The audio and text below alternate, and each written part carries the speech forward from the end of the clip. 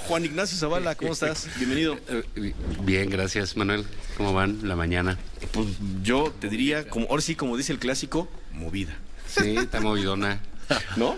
Bueno, pues el país está movido, ¿no? Pues el país está movido. ¿Por dónde quieres empezar? Hay muchísimos temas. Mira, creo que es muy delicado lo que sucedió en Tamaulipas, ¿no? Y digamos, es algo que el propio gobernador del estado, digamos, no concretamente el asunto de las gasolineras, pero ha alertado sobre la necesidad de una mayor cooperación de las fuerzas federales en su estado, y él ya está desplegando, digamos, las fuerzas locales, pero este tipo de amenazas de no surtir gasolina al ejército o a la policía es algo que no habíamos visto nunca. Ahora sí que en 15 años de combate al crimen organizado. Nunca. Me parece que es clarísimo que si hay por parte del gobierno federal, si vemos el informe, los escasos renglones, 2 o 3 que le dedicó el presidente a la delincuencia organizada, los 3 minutos.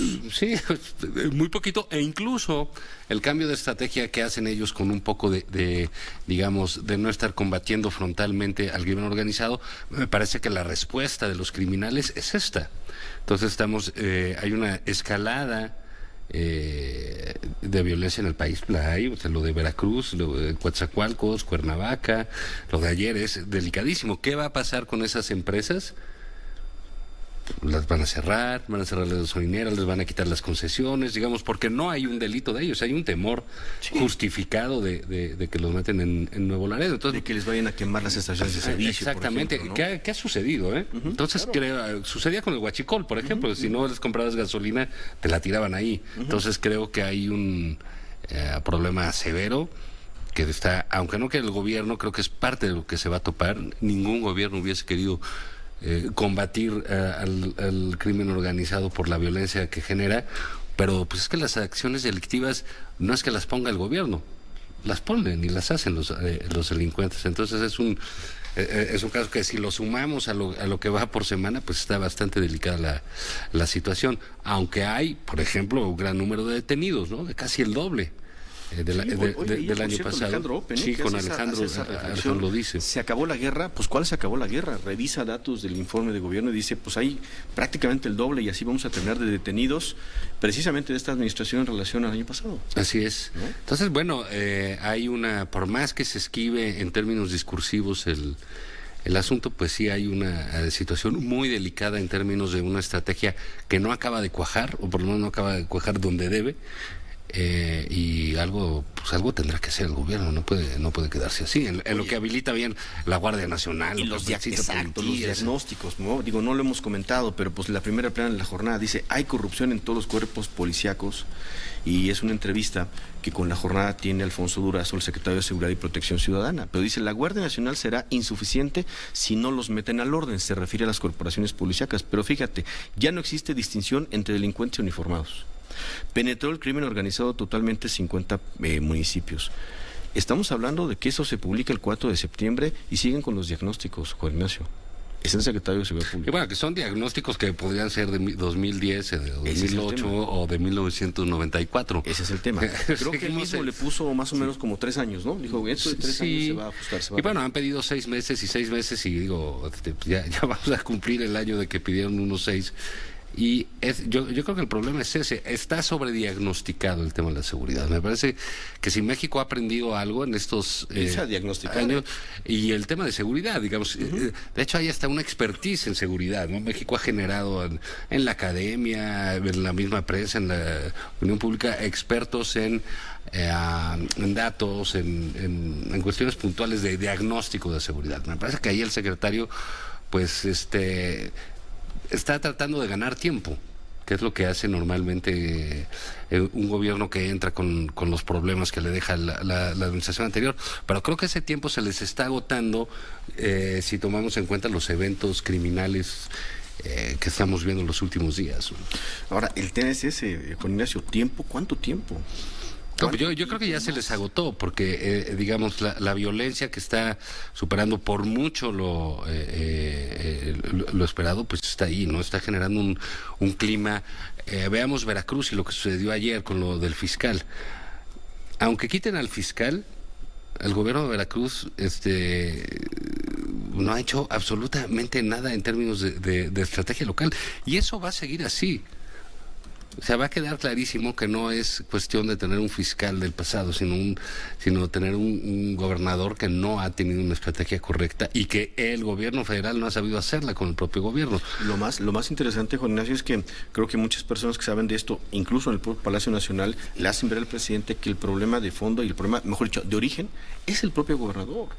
Sí, el presidente se cansa de decir, ayuden al gobernador de Veracruz, dice, pero ¿cómo lo ayudamos? Sí, es cuando ves que no basta ser honesto o vivir en casa de tus papás para que crean que eres un buen tipo y que seas un buen gobernador.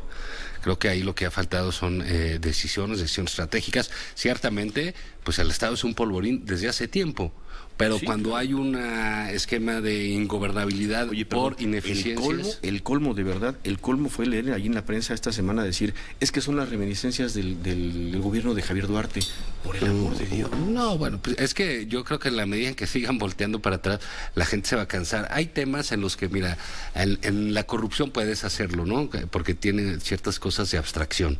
Pero en el caso de la seguridad, la gente la siente inmediatamente, ¿no? Y entonces, y eso sí lo va a castigar, porque no importa a quién le eches la culpa, tú pediste el voto para solucionar el problema. Eso lo sabe la gente. Y el caso concreto de Morena, fíjate, en el caso de Veracruz, pues los 3 niveles de gobierno son de Morena. Está el presidente de Morena, el gobernador de Morena, el presidente municipal en Coatzacoalcos, ¿no? Es Morena. Entonces ahí hay una responsabilidad ya de conjunto. Vemos el caso de Morelos, y bueno, pues también es alguien que llegó de la mano de López Obrador al gobierno, Cuauhtémoc Blanco. Entonces, bueno, no es una cosa que esté sencilla, no es algo que se pueda ganar con discursos, y sí se está rebasando la situación, como es el caso de Tamaulipas, que es un gobierno del PAN, pero donde ya la modalidad de los actos delictivos está tomando cosas inusitadas como no surtirle gasolina al ejército. Al ejército, más bien que el ejército, sí. Con todo y que allá se han enfrentado a balazos, se han dado balazos. Pero bueno, también ahí hay una cosa, Manuel, es una opinión, si quieres, un tanto cuanto arriesgada, pero desde mi punto de vista, la poca defensa que ha hecho el presidente de los actos, pues, digamos, vandálicos en contra del ejército, ¿no? Cuando los bajan de los coches, que los golpean, que los humillan, y el presidente dice que no va a actuar, y etcétera, o sea, los deja a su libre albedrío a los delincuentes. El resultado que tenemos es, ahora no te doy gasolina. O sea, si el ejército decía el propio presidente cuando era candidato que cometía masacres y que etcétera y que generaban miedo, ahora la falta de respeto es constante, al grado de no surtirle gasolina al ejército mexicano. Entonces sí es algo que tiene que ver con la muestra de no necesariamente una debilidad, pero sí de una estrategia frágil en términos de imponer su autoridad por parte de las Fuerzas Armadas. Una instrucción muy clara, Juan Ignacio, que efectivamente es no confrontar a estos grupos. Si te escupen, te aguantas. Si te gritan, te aguantas. Bueno, si te mientan la madre, te aguantas. Si te corren de la población, te aguantas. Todo tiene sus consecuencias, ¿no? Actuar o no actuar. Todas estas acciones, que por inacción, que a lo mejor por acciones blandas, por irregulares, temas como el Veracruz, ahorita lo que ha pasado en Veracruz, te pido tu comentario, lo que pasa en el Congreso, por ejemplo, tendrían que ser castigados. Sale en el 21, sí, ¿de acuerdo? Que es la gran esperanza, veo, de muchos políticos y analistas, ciudadanos, periodistas. Pero viene el 21, ¿seguros?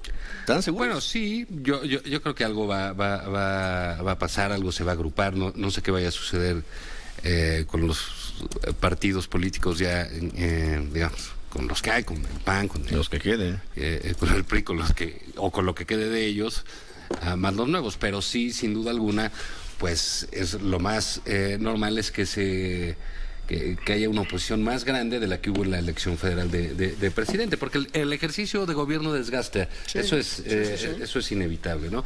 Creo yo, no soy de los que piensa que el presidente López Obrador se va a caer de las encuestas terribles, no veo por qué vaya a suceder eso. O sea, él llegó, hay mucha gente que ve las encuestas y dice, pero ¿cómo es posible que siga ahí? ¿Qué piensa la gente? Bueno, no, es muy posible porque ganó por un margen altísimo, porque la gente le permite a los presidentes un lapso amplio para llevar a cabo sus programas. Digamos, yo pienso que Andrés Manuel, dado el cambio que él prometió y la esperanza sobre ese cambio, yo creo que la gente le da un campo de unos 2 años para llevar a cabo una evaluación más rígida, digamos, o sea, más estricta sobre su trabajo. Entonces, de eso hay que esperar. Lo otro sí es, digamos, sí puede generarse un ambiente, no solo alrededor del presidente, digamos que es una figura muy fuerte, la del presidente, pero tenemos un gobierno muy débil en términos de sus figuras. Si tú ves hoy ahí en el Financiero de una encuesta telefónica que se supone que hay más información, la verdad la cantidad de gente que no conoce a secretarios tan relevantes como por ejemplo Alfonso Durazo es enorme, ¿no? Entonces eso también se va a cobrar. Lo que vaya a suceder en los estados también va a tener una implicación muy seria, y es muy probable el año que entra no tenemos elecciones. Entonces va a haber una por primera vez, que me parece bastante bien, ¿no? O sea, yo creo que desde que estamos desde que nacimos no había un año sin elecciones de alguna índole, ¿no? No va a haber, entonces va a haber un ánimo contenido, y el 21 habrá varias elecciones estatales, y creo, tal como vimos en Puebla, por ejemplo, en estas elecciones, que la oposición creció respecto a la votación del año pasado. Entonces creo es momento de que los partidos comiencen a trabajar. Híjole. Oye, ¿la encuesta del Financiero es la de Enroll? No, esa es una encuesta telefónica que tiene sobrevaluación, sobre todo conocimiento que se tiene de los... Porque fíjate que saca también Enroll de Heidi Osuna, saca precisamente hoy con ese tema, conocimiento de los integrantes del gabinete del presidente de México. El que tiene mayor conocimiento, me parece de manera natural, es Marcelo Ebrard, pero por mucho, igual 63%, sí. 63%, Esteban Moctezuma 37%, Manuel Bartlett 36%, ¿cómo le dicen el señor de las casas? El señor de las casas, Fray Manuel de las casas. Alfonso Durazo 34%, pero Sánchez, fíjate, 32%. la secretaria de Gobernación, o sea, esto es importante, porque son personajes que nosotros en las noticias, o los que nos gusta estar informados, ¿no? Exactamente, dices, bueno, son muy conocidos, etcétera. Bueno, la secretaria de Gobernación 32%, un poco conocida. La secretaria de la Función Pública, Irmeréndira Sandoval, 12%, por ejemplo, ¿no? En esta encuesta que está empezando a circular. Y trae otro dato, lo vamos a comentar un poquito más adelante, es, por ejemplo, para las elecciones del dirigente de Morena. De una vez, próximamente serán las elecciones para elegir al nuevo presidente de Morena. Si hoy fueran las elecciones y usted pudiera votar, encuesta de Enroll, ¿por quién o por cuál candidato votaría? No, acuérdense que van a hacer encuesta para esto. Mario Delgado, 35%. Jade Kolpolemsky, 30%, lejos Berta Luján, 14%, Alejandro Rojas, 13%, Horacio Duarte, 7%. Cantado, ¿no? A ver, Jonathan, hay un video, platicábamos de Felipe Calderón, que es presidente de México, donde dice a los delincuentes hay que enfrentarlos, que pensábamos que era nuevo, efectivamente es de un evento de una de las asambleas que están haciendo para el Partido Libre, México Libre, el sábado, pero efectivamente es un extracto de esa asamblea del viernes, ¿no? Que dices, del sábado, perdón, le da respuesta, pues a esto que está diciendo el presidente López Obrador, ¿no? Sí, no enfrentar a la delincuencia. Sí, lo dice en este evento. El video apenas está moviéndose esta mañana, y lo subieron a YouTube esta mañana, apenas no lo habíamos visto en otro lado, pero sí es de esta reunión de México Libre el sábado en Zamora, Michoacán. Vamos a escuchar lo que dice el presidente Calderón a los asistentes. Y si vamos a otro de los problemas más graves que tiene México, la inseguridad, por ejemplo, vaya que si Zamora sabe decir si están bien o están mal las cosas. ¿Cómo están las cosas en seguridad, Zamora? Por supuesto que están mal. Y no es un tema de dejar que los criminales hagan lo que quieran con el resto de la gente. No, señores, podemos tener diferencias de opiniones, pero nosotros sabemos que no, los criminales no son pueblo bueno, son gente mala, y el Estado, el gobierno, tiene que proteger a la gente buena de esos criminales. Juan Ignacio. Sí, bueno, pues también Michoacán está pasando por otras duras, ¿no? Digamos, que los últimos 20 años, ¿verdad? Pero sí, pues sí, o sea, es una situación que sigue y que se va moviendo.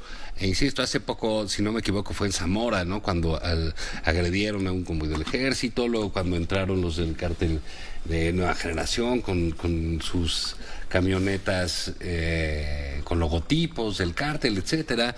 Tenemos lo de Tepazcaltepec, que están los ciudadanos, sí, las policías atrincherados en el monte, repeliendo los ataques porque quieren entrar el crimen organizado. Entonces sí hay una parte en la cual el discurso de Felipe Calderón, por supuesto que va a tener Hace rato que decíamos quién va a cachar las cosas, los descuentos. Por supuesto que va a tener eco en muchas zonas en las cuales sí sienten que se ha descuidado, se ha relajado la labor de las autoridades federales en contra del crimen organizado. Ahora, ¿cuánto más, Juan Ignacio, insistir en el discurso del presidente de no confrontar a la delincuencia? El pueblo va a entender que con apoyos sociales y tener un ingreso de 3,000, 5,000 pesos, y lo decía su informe, ¿no? Por lo menos la mitad de las casas, si no es que más, reciben un apoyo social del gobierno federal, desincentiven actividades de la delincuencia organizada, pero pues la realidad lo rebasa, lo rebasa y deja de lado ese discurso, ¿no? Nada más en una semana tenemos el caso. Hace una semana estábamos metidos en el tema de Coatzacoalcos, ¿no? Luego vino Tepalcatepec. Luego viene, ahí en esos días también, las balaceras de Tamaulipas, ¿no? Cuernavaca. Luego Cuernavaca. El caso de, y ya, pues fundamentalmente, ¿no? Nada más cuatro hechos en una semana, ¿no? Sí. Bueno, hubo más de 100 asesinados el día del informe. El puro fin de semana. Entonces, mira, no sé, creo que las estrategias tardan en cuajar, ¿no? Una estrategia de este tipo. Creo que el presidente se tiene que dar un tiempo razonable para ver si su estrategia funcionó. La estrategia de pacificación. O funcionó, ¿no? Creo que es lo que él quiere intentar es una cosa distinta, diferente. Me parece difícil que pueda cuajar, porque aquí con los únicos que no cuentas con los delincuentes y requeriría de una voluntad. Oye, la pacificación requiere voluntad de dos. A los delincuentes les dices todos los días, pues no los voy a combatir. Así es, y les dices que se porten bien y prácticamente no los tocas, le dedica mucho más encono y hasta rabia a sus adversarios políticos que viven en la legalidad que la delincuencia organizada. Tiene más gestos de comprensión hacia el crimen organizado, cuando dice también son seres humanos, cuando trata de gestionar una visa humanitaria para la del Chapo, que para la gente que está sufriendo in situ las amenazas del crimen, pero su apuesta, digamos, va por ese lado, y me imagino que la estrategia va a tardar en cuajar. Pues sí. E insisto, en el asunto de la delincuencia, pues se requiere de dos si tú quieres pacificar. Y los delincuentes no quieren. Por lo que se ve, no. O sea, este nivel de no darle gasolina al ejército mexicano en Tamaulipas, pues esta es una situación bien grave, bien grave. A ver si se organizan una cooperacha ahí en el gabinete, en vez de para las aguas frescas, para la gasolina del ejército, ¿no? Allá en Nuevo Laredo. Bueno, vamos al tema legislativo. En un rato más, pues no hay presidente. Ahora me queda la duda. Ahora le voy a pedir a nuestro entrevistado que nos aclare, porque veo por todos lados, se quedó sin presidente la mesa directiva. Porfirio Muñoz finalmente renuncia después de este ir y venir que lo hacía ver mal, en este ánimo reeleccionista, de ánimo de una ala dura de Morena, dicen, para permanecer como presidente del Congreso, y él dice, yo me hago a un lado, y por ahí veo, pues no hay presidente, pero la vicepresidenta de la mesa directiva es Dolores Padierna, es ella entonces la presidenta en funciones. En fin, saludamos a Juan Carlos Romero Hicks, diputado, coordinador precisamente de los legisladores del PAN. Juan Carlos, gracias por tomar la llamada, buenos días. Juan Manuel, buen día, gracias por la oportunidad. Bueno, primero que nada, ¿quién hay presidenta entonces? ¿Sería Dolores Padierna? Ella sería la presidenta entonces, en automático. Sí hay presidente, porque la ley prevé que de no haber un acuerdo por mayoría calificada, a propuesta de la segunda fuerza, el periodo se prolonga hasta el 5 de septiembre, que es mañana a la medianoche. Y ahí entonces... Don Porfirio hizo anoche fue renunciar a la posibilidad de ser considerado para una reelección. Ok. Ahí se nos movió el teléfono, Juan Carlos. No, aquí estamos. Perdón. Pero entonces en los hechos él ya no es presidente, ¿o sí es presidente hasta mañana? Sí es presidente. Él sigue como presidente, correcto. Eventualmente hasta mañana a la medianoche. Mañana a la medianoche. Ahora, al rato se vuelven a reunir y toda la información que hemos recabado, Juan Carlos, nos lleva a concluir, de acuerdo con esas opiniones, que lo que no ha querido Morena es entregarle a ustedes la mesa directiva que corresponde, a pesar de que el presidente ya dijo hace rato que se responda, qué bueno, dice que no se modificó la ley orgánica del Congreso, que significaría que se respete y ustedes la tengan, pero pues aparentemente Morena en la Cámara de Diputados no les quiere dar esa posibilidad. La ley lo que prevé es que para el segundo año la segunda fuerza es el PAN, ¿sí?, hace la propuesta y requiere mayoría calificada. Y es una propuesta muy razonable. La persona de Javier Azuara, que ya fue presidente del Congreso local en San Luis Potosí, fue secretario de la mesa directiva en San Lázaro de 2012 a 2015, es una persona seria, con un gran perfil. Lamentablemente no logramos la mayoría calificada, por eso se prolonga el periodo para buscar solución y vence mañana a la medianoche. Ayer, por rendija de última hora, Morena y sus aliados quisieron cambiar la ley orgánica, lo cual es un despropósito. Ojalá que no insistan. En ningún lugar del mundo, una vez que esté iniciado un proceso, se cambian las normas. Llegamos con una norma y no es correcto cambiarla, y además hay que recordar que nadie llegó con mayoría a San Lázaro. El presidente de la República se obtuvo 53%, sí, un amplio margen y una gran legitimidad y popularidad. La alianza Juntos Haremos Historia obtuvo el 43% para San Lázaro y para el Senado. Y el partido de Morena solo obtuvo el 37%. Entonces, cuando dicen somos mayoría, pues es el grupo de mayor tamaño, pero construyeron mayorías artificiales. Todos los partidos somos minorías de diferentes tamaños. Ahora, entonces, ¿cuál piensa Juan Carlos Romero Hicks, coordinador de los diputados del PAN, que pueda ser el camino de salida, que se destrabe este asunto de la presidencia? El camino de la ley y el camino de honrar la palabra. Hoy reiniciamos el proceso legislativo a las 11 de la mañana, se acató un receso anoche. Esperemos encontrar en civilidad y con ética opciones.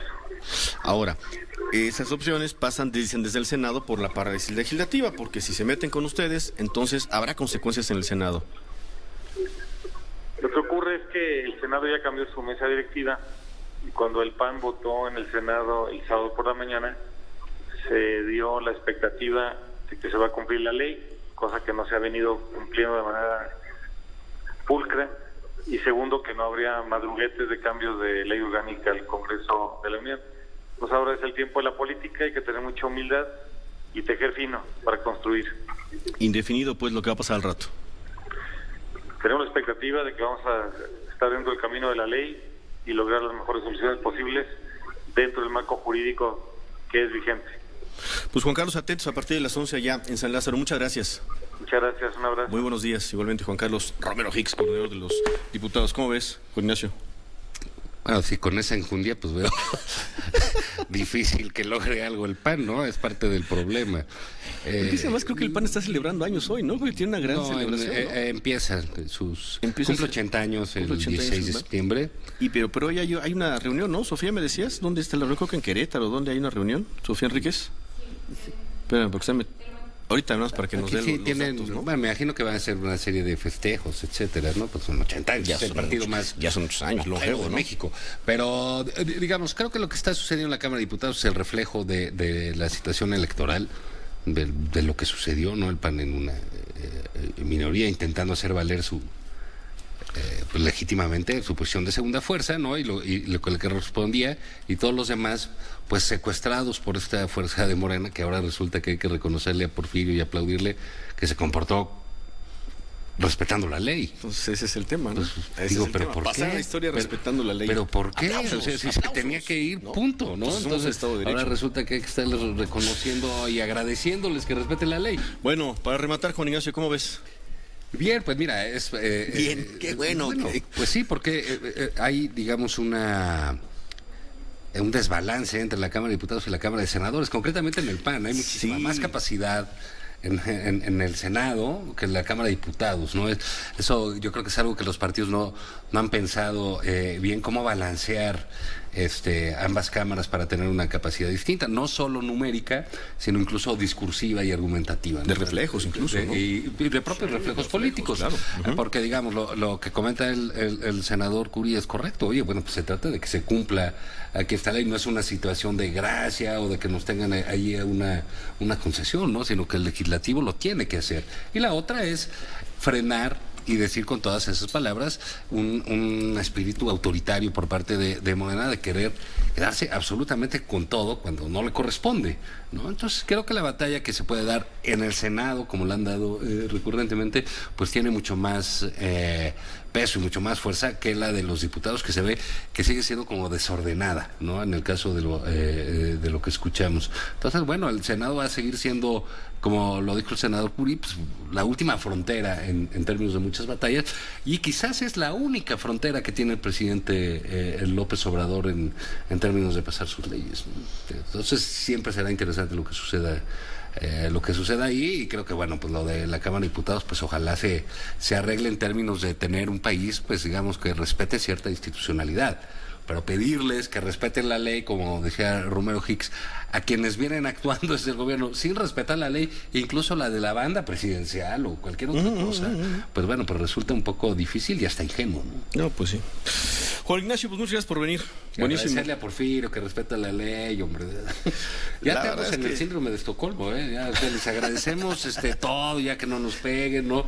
Nos parece muy buena señal que el presidente ya que no respete a la iniciativa privada. Bueno, pues estamos en esas dinámicas. Yo digo, entiendo la figura de Porfirio, pues es muy fuerte, mucha gente lo respeta auténticamente, se ha ganado el respeto, es un personaje, creo que porque hay pocas figuras también, ¿eh? No, pues hay poquititas, ¿no? Entonces, pero sí es un desbalance entre los insultos que le daban, le dijeron de cosas, ¿no? O sea, no fue una, fueron 40 veces, ¿no? Sí. Usurpador, dictador, ¿no? Y ya se acabó su tiempo, le decía un diputado, quizá del PAN, no me acuerdo qué partido. El de usted también, ¿no? Sí. O sea, al tú por tú, de verdad, cacheteando. Bueno, pues karma, ¿no? Esas cosas se pagan, bueno, ¿no? hay que recordar que del otro lado, me parece que la oposición lo que tiene que hacer, muestras son verdaderamente opositoras, aunque pasen por ciertos desfiguros, ni hablar, es la oposición en estos días. Y efectivamente, pues pasan a los aplausos, ¿no? Sí, pues sí. Sí, y digamos, en el otro lado, pues todo es defender al presidente, todo es aplaudirle, todo es festejarle, todo es alzar el dedo, ¿no? Muy bien, Juan Ignacio, muchas gracias. Gracias a ti. Nos vemos pronto. Nos vemos pronto. Muchas gracias. Acá andamos, ya con Ciro de vuelta. Digo, como quieras, no con la es contigo. Muchas gracias. Que no discrimino. Eso, para que veas, mira, es un hombre de apertura, incluyente. Muy bien, gracias, Juan Ignacio Zavala.